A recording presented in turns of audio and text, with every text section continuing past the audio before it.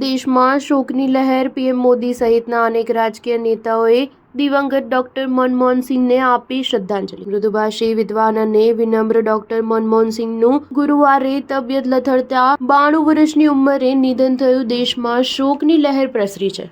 કોંગ્રેસ, ભાજપ, આપના નેતાઓ શ્રદ્ધાંજલિ પાઠવી રહ્યા છે, ત્યારે પૂર્વ વડાપ્રધાન મનમોહન સિંહના નિધન પર રાષ્ટ્રપતિ દ્રૌપદી મુર્મુ, ઉપરાષ્ટ્રપતિ જગદીપ ધનખડ, વડાપ્રધાન મોદી, અમિત શાહ, જેપી નડ્ડા, મલ્લિકાર્જુન ખડગે, પ્રિયંકા ગાંધી, અખિલેશ યાદવ, ચંદ્રબાબુ નાયડુ, કિરેન રિજિજુ, મહેબૂબા મુફ્તી, ભૂપિન્દરસિંહ હુડ્ડા, સલમાન ખુરશીદ, મમતા બેનર્જી સહિતના નેતાઓએ શ્રદ્ધાંજલિ પાઠવીને દુઃખ વ્યક્ત કર્યું છે.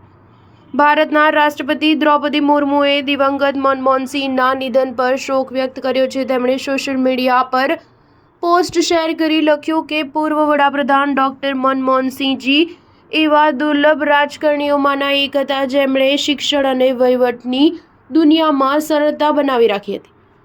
જાહેર કચેરીઓમાં તેમની વિવિધ ભૂમિકાઓમાં તેમણે ભારતીય અર્થવ્યવસ્થાને સુધારવામાં મહત્વપૂર્ણ યોગદાન આપ્યું હતું. રાષ્ટ્ર પ્રત્યેની તેમની સેવા, તેમના નિષ્કલંક રાજકીય જીવન અને તેમની અત્યંત નમ્રતા માટે તેમને હંમેશા યાદ કરવામાં આવશે. તેમનું નિધન આપણા બધા માટે મોટી ખોટ છે. હું ભારતના મહાન પુત્રોમાંના એકને મારી આદરપૂર્વક શ્રદ્ધાંજલિ અર્પણ કરું છું અને તેમના પરિવાર, મિત્રો અને પ્રશંસકો પ્રત્યે મારી હૃદયપૂર્વકની સંવેદનાઓ વ્યક્ત કરું છું. વડાપ્રધાન નરેન્દ્ર મોદીએ પોતાના સોશિયલ મીડિયા માધ્યમે શોક વ્યક્ત કરતા લખ્યું હતું કે પૂર્વ વડાપ્રધાન મનમોહન સિંહને વડાપ્રધાન નરેન્દ્ર મોદીએ શ્રદ્ધાંજલિ આપી છે. તેમણે કહ્યું કે ભારત પોતાના સૌથી પ્રતિષ્ઠિત નેતાઓમાંથી એક ડોક્ટર મનમોહન સિંહજીના નિધન પર શોકમાં છે. સાધારણ પૃષ્ઠભૂમિથી ઉભરીને તેઓ એક પ્રતિષ્ઠિત અર્થશાસ્ત્રી બન્યા. તેઓ નાણામંત્રી સહિત